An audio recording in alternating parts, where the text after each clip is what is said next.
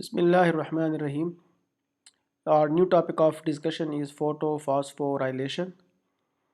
Photophosphorylation means synthesis of high energy compound like ATP and NADPH by using the light energy of the sun.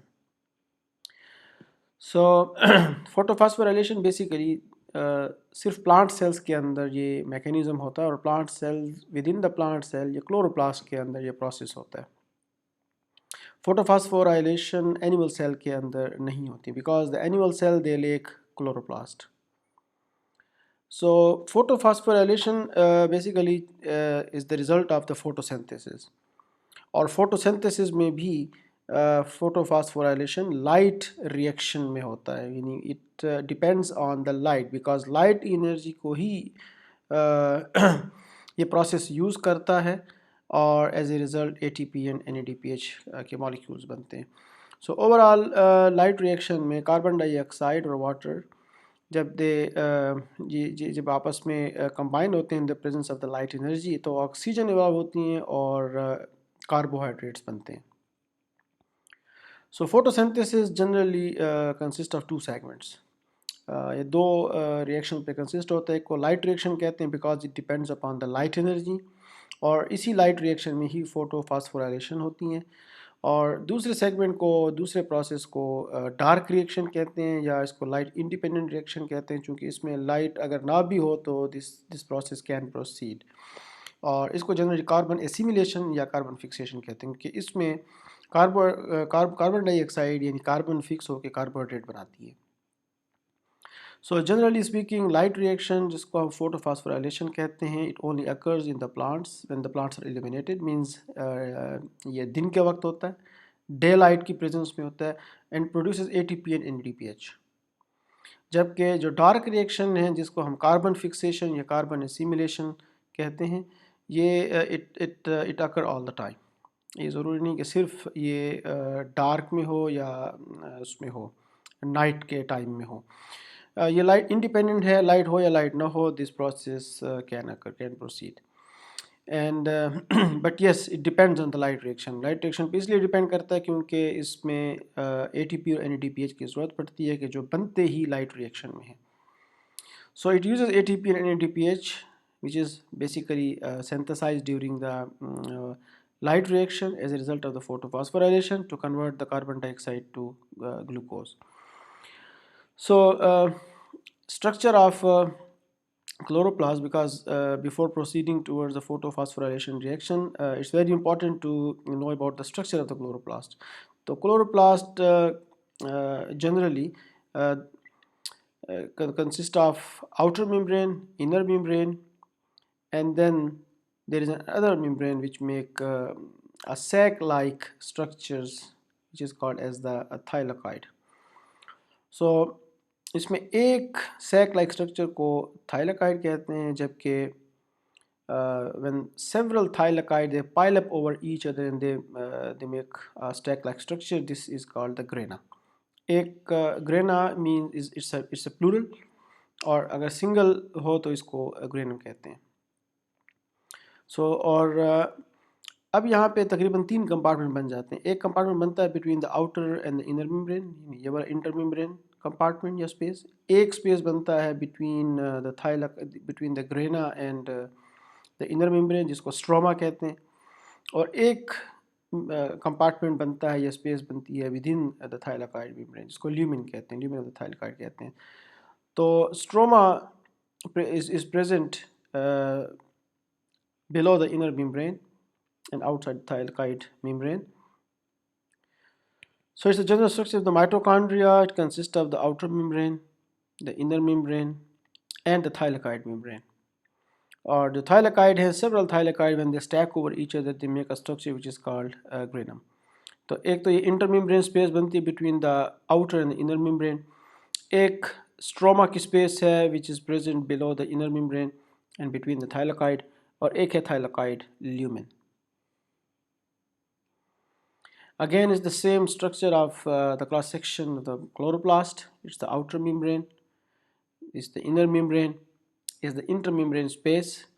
This one is the stromal space जिसके में Stroma basically is a liquid part of the chloroplast, which we also call the aqueous fluid. And then this one sac-like structure is called thylakoid, but when several thylakoid they stack over each other, they pile up over each other, they make the granum. And there are several granum present within the chloroplast. So photosynthesis reaction. So this structure basically represents the overall processes happening inside the chloroplast. The very first reaction in photosynthesis is the light reaction. जिसमें in the presence of the light energy which is captured by the chlorophyll, uh, they basically take up the water molecule, they evolve oxygen, and then by the end they produce ATP and NADPH. The same ATP and NADPH is then utilized during the Calvin cycle, and during the Calvin cycle they also fix the carbon in the form of the carbon dioxide. They take up the carbon dioxide, and by the end they make the sugar molecule, and in this process they utilize the ATP to make ADP and NADPH to make NADP. The same NADP and ADP are then taken up again by the chloroplast thylakoid membrane. They are brought into the light reaction. Light reaction again they are reduced to make ATP and NADPH. So light reaction converts solar energy to the chemical energy, produce ATP and NADPH, while the Calvin cycle makes sugar from the carbon dioxide. ATP generated by the light reaction provides the energy for the sugar synthesis, while the NADPH produced by the light reaction provides the electron for the reduction of the carbon dioxide to glucose. So photosynthesis, जिस तरह से start में मैंने describe किया कि it divides into two step, the light reaction and the dark reaction. So light reaction generally इसमें जो flow of electron होता है वो नॉन साइक्लिक होता है, और जो कैल्विन साइकिल्स हैं इनमें साइक्लिक इलेक्ट्रॉन फ्लो होता है. फोटोसिंथेसिस में सबसे पहला स्टेप है लाइट रिएक्शन का. लाइट रिएक्शन में दो फोटो सिस्टम्स इन्वॉल्व होते हैं, और ये फोटो सिस्टम में इन्वॉल्व जो इलेक्ट्रॉन कैरियर्स हैं या फोटो कैप्चरिंग कॉम्प्लेक्सेस हैं, ये तमाम के तमाम थाइलाकाइड मेम्ब्रेन के अंदर एम्बेडेड होते हैं. हर फोटो सिस्टम दो किस्म के कॉम्प्लेक्सेस पे कंसिस्ट होता है, एक एंटीना कॉम्प्लेक्स और एक रिएक्शन सेंटर.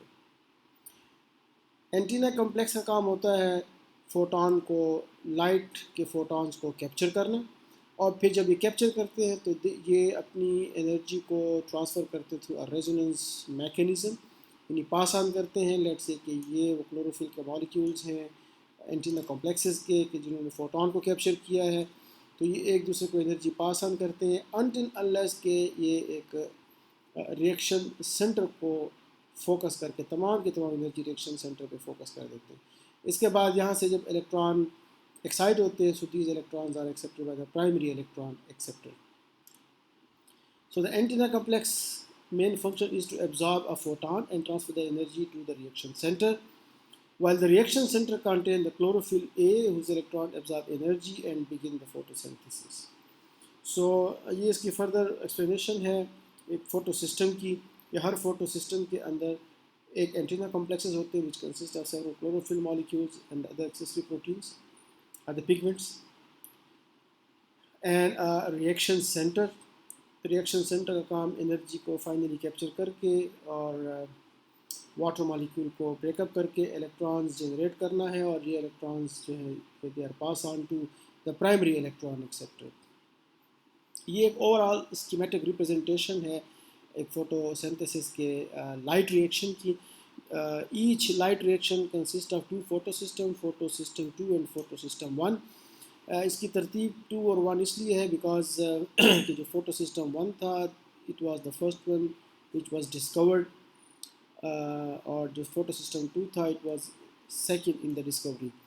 लेकिन एक्चुअली चूँकि फोटो सिस्टम जो लाइट रिएक्शन है it starts from here, that's why चूँकि ये बाद में आइडेंटिफाई होता है, लेकिन चूँकि रिएक्शन स्टार्ट यहीं से होता है इसलिए इस लाइट रिएक्शन को यूँ डिजिग्नेट करते हैं, यूँ डिपिक्ट करते हैं. सो फोटो सिस्टम 1 में फॉर एग्ज़ाम्पल ये फोटो सिस्टम 1 है, तो फोटो सिस्टम 1 में ये डिफरेंट एंटीना कॉम्प्लेक्सेस हैं, एक रिएक्शन सेंटर है, और ये रिएक्शन सेंटर में जो क्लोरोफिल है it absorb the light energy at a wavelength 680. So यहाँ पे ये जो रिएक्शन सेंटर है it split up the water molecule. As a result oxygen is liberated, protons are generated and the electrons are generated. These electrons, लेकिन जब photosystem में energy जब focus होती है तो ये अपने इलेक्ट्रॉन पास ऑन करता है. Its electron deficiency is meet up by the hydrolysis of the water. और वाटर के जो इलेक्ट्रॉन होते हैं ये डिफिशिएंसी मीट अप करते हैं इस क्लोरोफिल की जो रिएक्शन सेंटर के अंदर प्रेजेंट होता है. So these excited electrons are primarily accepted by the primary electron acceptor. और उसके बाद these electrons are passed along the different electron transport carriers, the electron carriers, electron transport chain. इसी दौरान ही ATP के मॉलिक्यूल्स बनते हैं थ्रू द केमियोस्मोसिस. ये हम नेक्स्ट जाके पढ़ेंगे कि किस तरह केमियोस्मोसिस के थ्रू जब इलेक्ट्रॉन पास ऑन होते हैं through these different electron carriers तो यहाँ पे ATP कैसे बनती है. सो electrons when pass on here, ये एक अलग फोटो सिस्टम है. सेम यहाँ पे भी ये जो डिफरेंट एंटीना कॉम्प्लेक्सेस हैं जब ये सन लाइट के फोटोन कैप्चर करते हैं they pass on the energy through the resonance phenomena and ultimately they are focused they are funneled to the chlorophyll P700. यहाँ से इलेक्ट्रॉन जो हैं ये एक्साइट होते हैं accepted by the primary electron acceptor, और इनके इलेक्ट्रॉन की डिफिशिएंसी यहाँ से आने वाले इलेक्ट्रॉन्स बीट अप कर देते हैं. उसके बाद these electrons are passed on to the other electron acceptor and finally they are accepted by the NADP, और ये प्रोटॉन इनके साथ मिलके और they make the NADPH. So light reaction के फोटो सिस्टम 2 के रिज़ल्ट में ATP बनता है और फोटो सिस्टम 1 के रिज़ल्ट में NADPH बनता है. So in this way light reaction produces ATP and NADPH. So the photo system 2, इसमें जो रिएक्शन सेंटर के अंदर जो क्लोरोफिल होते हैं दे absorb the light at the wavelength 680. So the two photon strike photosystem 2 and excite 2 electrons from chlorophyll P680. The excited electrons are captured by a primary electron acceptor and are transferred to the plastoquinone and the electron transport. Photosystem 2, in the electron transport carriers, the 2 electrons pass through a proton pump Q cycle. The Q cycle transports 4 protons from the stroma into the thylakoid lumen to create a proton gradient. So the electrochemical gradient drives the photophosphorylation of ADP to ATP. और यहाँ पे भी same वही formula apply होता है जो electron transport chain of the mitochondria में होता है कि वहाँ पे भी 4 प्रोटॉन्स जब पंप होते हैं from the ATP channel, ATPase proton channel, तो वो एक ATP बनाते हैं. यहाँ पे भी same 1 ATP form for every 4 proton that pass through the ATPase from thylakoid lumen into the stroma. So और इस कंप्लीट सिस्टम को Z स्कीम कहते हैं. So let's come here. सो यहाँ पे अगर हम देखें ये एक क्लोरोप्लास्ट का मॉलिक्यूल है. यहाँ पे ये ग्रेनम है. ग्रेनम में बहुत सारे थाइलाकाइड्स हैं, लाइट्स, और ये जो फोटो सिस्टम है this photo system is present with in thylakoid membrane. और ये लाइट एनर्जी कैप्चर करते हैं, ATP NADPH बनाते हैं और ये कैल्विन साइकिल में यूज होते हैं जिसके रिजल्ट में कार्बोहाइड्रेट बनता है.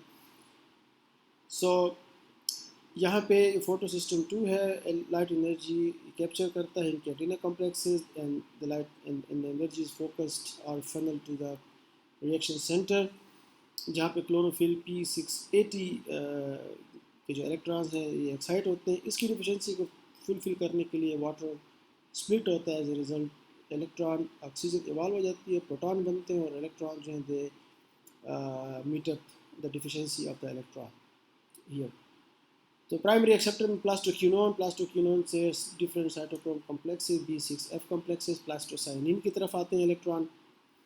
यानी सबसे पहले प्राइमरी एक्सेप्टर से प्लास्टोक्विनोन से साइटोक्रोम कॉम्प्लेक्स, और साइटोक्रोम कॉम्प्लेक्स से प्लास्टोसाइनिन, और फिर प्लास्टोसाइनिन से वही इलेक्ट्रॉन फोटो सिस्टम 1 में इंटर हो जाते हैं. फोटो सिस्टम 1 में इंटर होने के बाद फोटो सिस्टम 1 से electron again they are excited by the light energy or they are accepted again by the primary acceptor. यहाँ पे सबसे पहले फेरिडॉक्सिन इसको एक्सेप्ट करते हैं और फेरिडॉक्सिन से these electrons are accepted by the NADP reductase. NADP reductase इन इलेक्ट्रॉन को ट्रांसफ़र करता है या कंबाइन करता है with the NADP along with the proton to make the NADPH high energy compound. और यहाँ पे जो साइटोक्रोम कॉम्प्लेक्स हैं, इलेक्ट्रॉन जब पास ऑन होते हैं from plastocyanin to plastoquinone to plastocyanin, तो इस दौरान प्रोटॉन पंप होते हैं और यही जो पंप प्रोटॉन हैं ये ATP सिंथेसाइज करते हैं। अब ये क्रॉस सेक्शन है थाइलाकॉइड मेम्ब्रेन का, इसमें ये स्ट्रोमा की साइड है और ये थाइलाकॉइड की ल्यूमेन है। तो फोटो सिस्टम के जितने भी कॉम्प्लेक्सेस होते हैं they are embedded within the thylakoid membrane. तो ये थाइलाकॉइड मेम्ब्रेन है जो यू एक आउटपुट फॉर्म में नज़र आ रही है, ये स्ट्रोमा है जो कि एक इंटरनल कैविटी होती है क्लोरोप्लास्ट की। तो ये फ़ोटो सिस्टम 2 है, ये फ़ोटो सिस्टम 1 है और ये डिफरेंट इलेक्ट्रॉन एक्सेप्टर्स हैं, इलेक्ट्रॉन कैरियर्स हैं। सो लाइट एनर्जी जब कैप्चर करता है फ़ोटो सिस्टम 2, इलेक्ट्रॉन जो हैं ये एक्साइट होते हैं and they are accepted by the plastoquinone. Plastoquinone जो है they pump protons from the stroma side into the thylakoid lumen. यानी यहाँ से अगर आप देखें तो ये रेड एरो शो कर रहा है कि 2 प्रोटॉन जो हैं वो पंप हो रहे हैं इनसाइड। इसके अलावा यहाँ पे जो इलेक्ट्रॉन की डिफिशेंसी आती है, this electron deficiency is meet up by the splitting of the water, जिसकी रिज़ल्ट में ऑक्सीजन बनता है और 2 प्रोटॉन बनते हैं और इलेक्ट्रॉन इनकी डिफिशेंसी को मीट अप कर देते हैं। तो बेसिकली ये जो प्रोटॉन्स होते हैं, लेट्स से कि ये 2 प्रोटॉन ये जब ये प्रोटॉन ये ATP सिंथेज इंजाइम है, ATP सिंथेज या ATPase कॉम्प्लेक्स है, इसके अंदर प्रोटॉन चैनल होते हैं और ये सेम वर्क करता है जिस तरह माइटोकॉन्ड्रिया में इलेक्ट्रॉन ट्रांसपोर्ट चेन के ATPase वर्क करते हैं। सो जब ये प्रोटॉन इन चैनल में से पास ऑन होते हैं तो ये एनर्जी प्रोवाइड करते हैं ATP सिंथेज एंजाइम को और इस एनर्जी के थ्रू ADP इनऑर्गेनिक फास्फेट से मिलके ATP सिंथेसाइज करता है। इसी तरह जो NADP रिडक्टेज है ये भी वो प्रोटॉन एक्सेप्ट करता है जो फोटो सिस्टम 2 से 1 और 1 से फिर NADP रिडक्टेज की तरफ आते हैं। NADP के साथ प्रोटॉन को कंबाइन करके NADPH बना देते हैं और ये दोनों ATP और NADP they are utilized in the Calvin cycle to fix the carbon and to make the carbohydrate। ये फर्दर उसी की एक्सप्लेनेशन है। ये जो आपको नज़र आ रही है ये थाइलाकॉइड मेम्ब्रेन है, ये थाइलाकॉइड ल्यूमेन है जो ग्रीन कलर की है और ये जो येलो कलर है ये आउटसाइड सरफेस है, यानी ये स्ट्रोमल सरफेस है क्लोरोप्लास्ट की। थाइलाकॉइड जो लाइट रिएक्शन है, लाइट रिएक्शन में जो फोटो सिस्टम है और जो इलेक्ट्रॉन कैरियर हैं they are embedded within the thylakoid membrane. तो ये फोटो सिस्टम 1, ये फोटो सिस्टम 2।